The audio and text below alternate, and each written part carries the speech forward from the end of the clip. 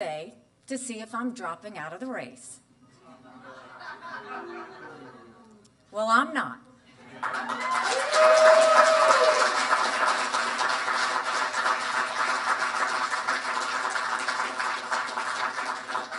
Far from it, and I'm here to tell you why. I'm running for president because we have a country to save. Since the start of my campaign, I've been focused on the real issues our country faces, the ones that determine whether America will thrive or spiral out. I'm talking about the millions of students who don't know how to read or do basic math, the families who can't afford groceries, much less a first home, the total lawlessness on our southern border. I'm talking about the murders in our cities, the fentanyl on our streets, the children who've been killed in their mom's car by stray bullets. And I'm talking about the American weakness that led to wars in Europe and the Middle East, and the urgent need to restore our strength before war spreads and draws America further in. These are the challenges I'm here to tackle. But instead of focusing on how to make America stronger tomorrow, some people want to know if I'm going to cave today. We've all heard the calls for me to drop out. We all know where they're coming from. The political elite, the party bosses, the cheerleaders in the commentator world. The argument is familiar. They say I haven't won a state, that my path to victory is slim. They point to the primary polls and say I'm only delaying the inevitable. Why keep fighting when the battle was apparently over after Iowa? Look, I get it. In politics, the herd mentality is enormously strong. A lot of Republican politicians have surrendered to it. The pressure on them was way too much. They didn't want to be left out of the club. Of course, many of the same politicians who now publicly embrace Trump privately dread him. They know what a disaster he's been and will continue to be for our party. They're just too afraid to say it out loud. Well, I'm not afraid to say the hard truths out loud. I feel no need to kiss the ring.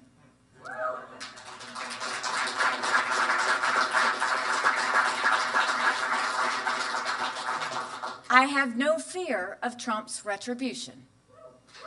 I'm not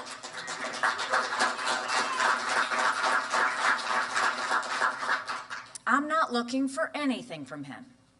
My own political future is of zero concern.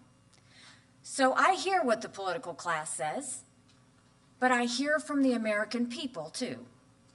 I've heard from a retired Army medic who looked evil in the eye when he says we're headed toward disaster, that American lives are on the line. He knows what he's talking about. He knows we can't afford more of the same.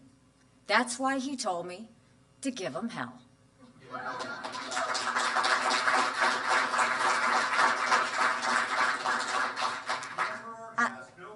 I've heard from a mom who promised to email me every day, and she does. She just wants a return to normalcy. She wants me to keep running for the sake of her 4-year-old son. She hopes he'll see the, quote, America she grew up in. An America that's strong and proud and united in purpose. And I've heard from a high school student who just last week came to hear me speak. She asked me to sign a note to her teacher explaining her absence. After growing up amid the chaos and anger of the last few years, she finally has hope that America will make it if we make the right choice. I'm constantly hearing from Americans like these, hundreds a day, thousands a week, and hundreds of thousands since I declared my candidacy. They see the same polls as me, but more importantly, they have the same belief as me. They believe in America. They believe America can do so much better, that we must do better. And they know when the country's future is on the line, you don't drop out. You keep fighting. In fact, you fight harder than ever.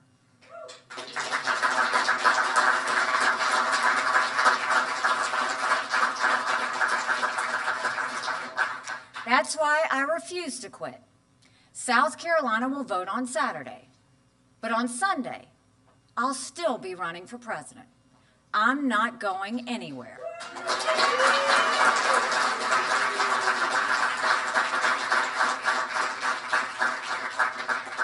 I'm campaigning every day until the last person votes, because I believe in a better America and a brighter future for our kids. Nothing good in life comes easy. I'm willing to take the cuts, the bruises, and the name-calling, because the only way you get to the blessing is by going through the pain. Dropping out would be the easy route. I've never taken the easy route. I've been the underdog in every race I've ever run. I've always been David taking on Goliath. And like David, I'm not just fighting someone bigger than me. I'm fighting for something bigger than myself. I'm used to people questioning my intentions, so I'll make a few things clear. Some people used to say I was running because I really wanted to be vice president. I think I've pretty well settled that question.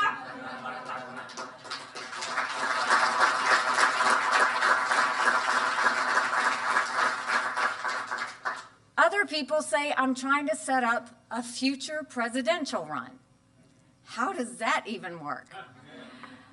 If I was running for a bogus reason, I would have dropped out a long time ago. The rest of the fellas already did that.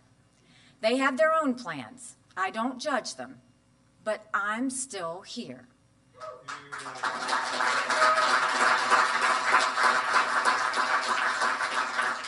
I'm fighting for what I know is right, and I don't care what the party leaders and political elites want. I'll keep fighting until the American people close the door. That day is not today, and it won't be on Saturday, not by a long shot. The presidential primaries have barely begun. Just 3 states have voted. 3. That's it. After this weekend, we'll be at 4. That's not a lot. In the 10 days after South Carolina, another 21 states and territories will vote. People have a right to have their voices heard. And they deserve a real choice, not a Soviet-style election where there's only one candidate and he gets 99% of the vote.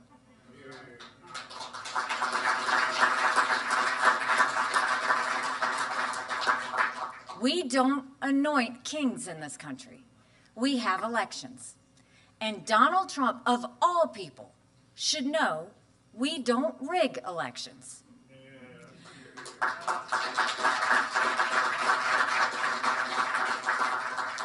Americans of every belief and background are tired of our national mess. They don't want more chaos and craziness. They worry about a national collapse. If I weren't in the race, we'd be reading the exact same storyline every day until November 5th. There would be widespread reports of Americans suffering from a bad case of Biden-Trump fatigue. And it would be true. A stunning 70% of the country doesn't want a Biden-Trump rematch. The majority of Americans don't just dislike one candidate. They dislike both. As a country, we've never seen such dissatisfaction with the leading candidates. We've never had so many Americans mired in pessimism and division. We still have a chance to restore their faith. I will fight as long as that chance exists. Now, I know what Donald Trump is saying. He wants an election with no opponent. But that's not what the voters are saying. Despite being a de facto incumbent, Donald Trump lost 49% of the vote in Iowa. In New Hampshire, Trump lost 46% of the vote. That's not good. We're talking about almost half of our voters. What does it say about an incumbent who's losing nearly half of his party. It spells disaster in November. We shouldn't silence those voters like Trump wants. They have the right to keep speaking out. Trump sees this. That's why he and his allies are now trying a different tack. They're saying, I'm helping Joe Biden by staying in. Let's unpack that for a second. First things first, Joe Biden is doing more damage to himself than any Republican ever could. Every time he opens his mouth, he sounds like his mind is closing up shop. The Democrats are getting weaker by holding a coronation for Biden. Republicans will get stronger through a vigorous competition.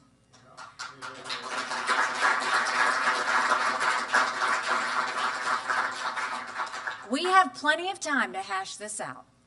If the race ended today, we would have the longest general election in history. There are still 8.5 months before Election Day. Do we really want to spend every day from now until November watching America's two most disliked politicians duke it out? No sane person wants that. But there's another reason Trump is wrong. At the end of the day, the only candidate who's helping Joe Biden is Donald Trump. Because Trump is the only Republican Biden can beat. The Democrats know it. They don't even try and conceal it. They don't even try to conceal the glee at the prospect of running against Trump. They want to win. So they want the guy they've already beaten time and again. Trump knows it too, but he won't admit it. True to form, he's taking out his anger on others. He's getting meaner and more offensive by the day.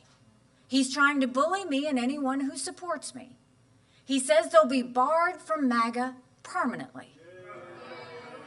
That's not the way you win elections. Well, I've dealt with bullies my entire life. They don't intimidate me. They only motivate me further. And I've never met a bully I couldn't take on.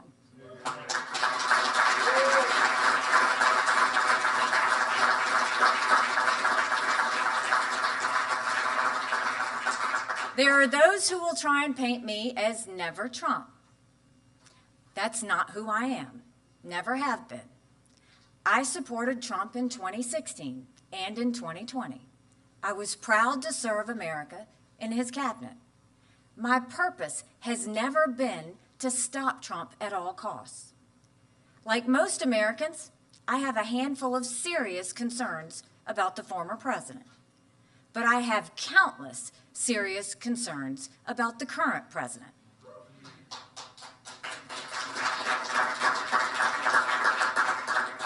Joe Biden has turned our country upside down. It's not normal for millions of migrants to illegally cross our border without being stopped. It's not normal for our schools to be more focused on gender pronouns than reading and math. It's not normal to have skyrocketing prices and soaring crime.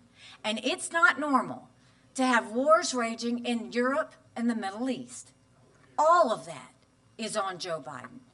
But he's not the only one who's replaced normalcy with chaos. Donald Trump has done that too. It's not normal to insult our military heroes and veterans.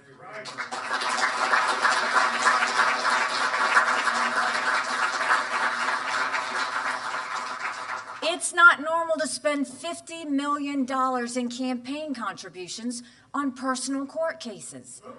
It's not normal to threaten people who back your opponent. And it's not normal to call on Russia to invade NATO countries. Donald Trump has done all of that and more in just the past month. Look, I've said it many times. I think Donald Trump was the right president at the right time. But times change, and so has Trump. He's gotten more unstable and unhinged. He spends more time in courtrooms than he does on the campaign trail. He refuses to debate. He's completely distracted. and everything is about him. He's so obsessed with his own demons from the past, he can't focus on delivering the future Americans deserve. We have two hugely flawed candidates in Biden and Trump. Americans know it. They've been saying it for years, and we all know why. Trump and Biden are two old men who are only getting older. Nearly 60% of Americans say Trump and Biden are both too old to be president, because they are. We've all seen them fumble their words and get confused about world leaders. That's not who you want in the Oval Office when Russia launches a nuclear weapon at our satellites or China shuts down our electricity grid. We're talking about the most demanding job in human history. You don't give it to someone who's at risk of dementia. You give it to someone who's disciplined, someone who can work day and night for 8 straight years. No vendettas, no drama, just results.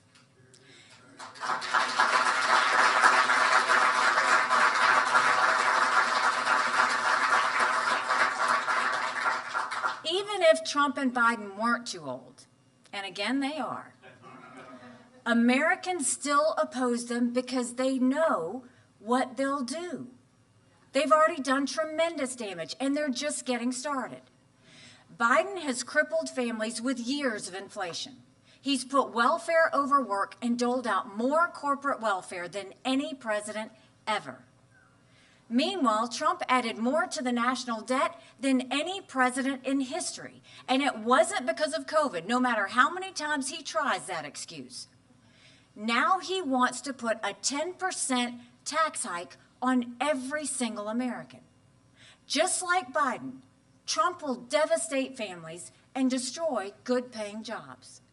We need to shift our economy into overdrive, not reverse. Most importantly, we need a president who protects America. Biden has failed this basic duty. As commander-in-chief, he tried to cut the military. He's made us weaker while our enemies get stronger. He withdrew from Afghanistan in a way that encouraged our enemies to do whatever they want. 3 years later, Russia has invaded Ukraine.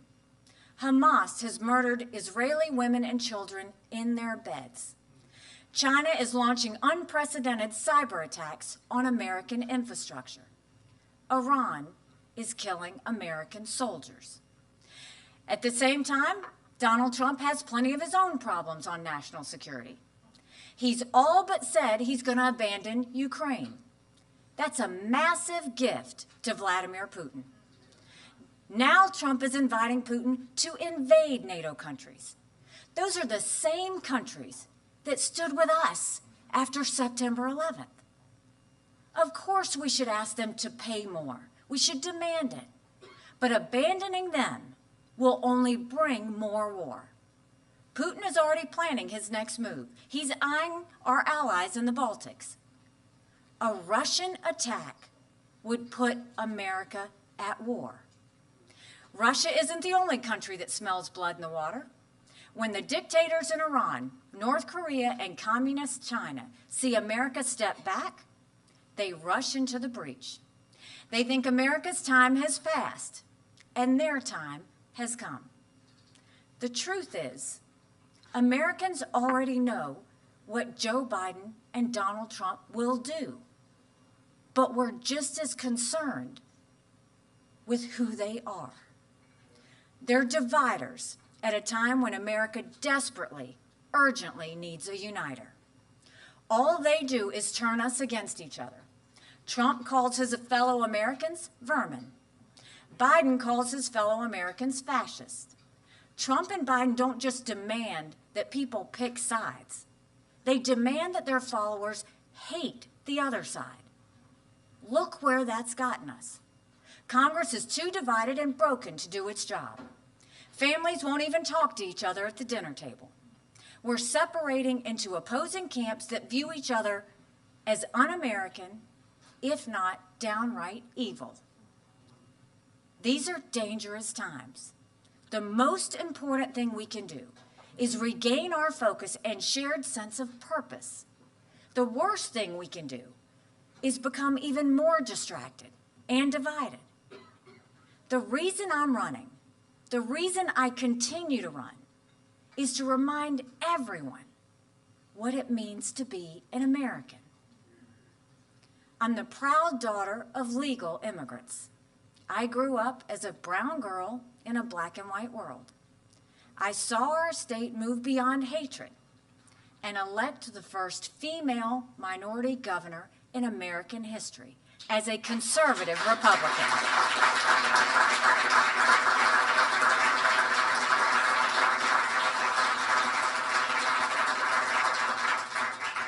And in just a few days, my parents are going to cast their vote for their daughter for President of the United States.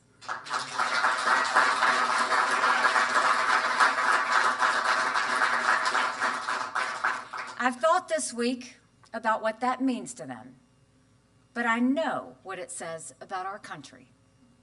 In the America I know and love, we disagree strongly, but we do it without hating each other and still have the same shared national purpose. In the America I know and love, we respect freedom, the rule of law. We refuse to use the awesome power of big government to punish those we dislike. And we recognize that America has done more good for more people than any country in the world.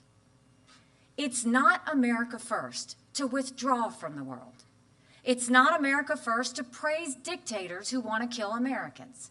It's not America first to bankrupt Social Security by doing nothing to fix it. And in fact, it's America last to keep losing one election after another to the socialist left. That's what we get with Donald Trump. I'm running for president to restore a country that's strong and proud. That is why I will stay in the race after South Carolina votes. And to my beloved fellow South Carolinians, I ask that you stand with me. Stand with your family, friends, and neighbors. See the America I see. And remember that we can still unite and move forward together, not with anger, not with fear, but with faith and hope, like we've done before. Let's finally leave the past behind, and let's forge a new American future. This vision has guided every generation. It summoned me to serve as governor of this great state and as ambassador for the greatest country in the world. And that same vision called my husband to serve in the uniform of the United States. He's a major in the South Carolina Army National Guard. As I prepare for what lies ahead, Michael is at the forefront of my mind.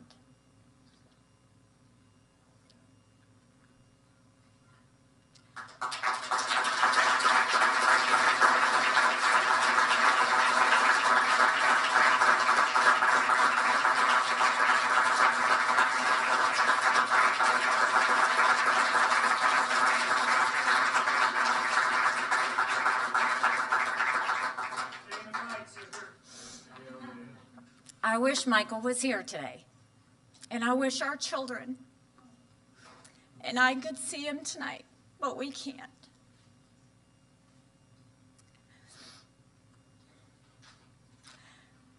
He's serving on the other side of the world, where conflict is the norm, where terrorists hide among the innocent, where Iran's terrorist proxies are now attacking American troops. This is Michael's second deployment. It was hard for us to say goodbye to him the first time when he deployed to Afghanistan. It was even harder last summer when he deployed to Africa. As every military family knows, when a loved one deploys, we start the year-long prayer. It's a prayer for their safety more than anything else, but it's also a prayer of gratitude. The kids and I know why Michael went. He stepped up to keep us safe, and not just us. He stepped up to defend our nation's freedom and our way of life. Michael is fighting for the country he loves. So are all of his brothers and sisters in arms wherever they're stationed in this dangerous world. They have made their stand because America is worth fighting and even dying for. Now I will continue to make my stand because America is worth living for. Thank you. God bless you. God bless South Carolina, and God bless America.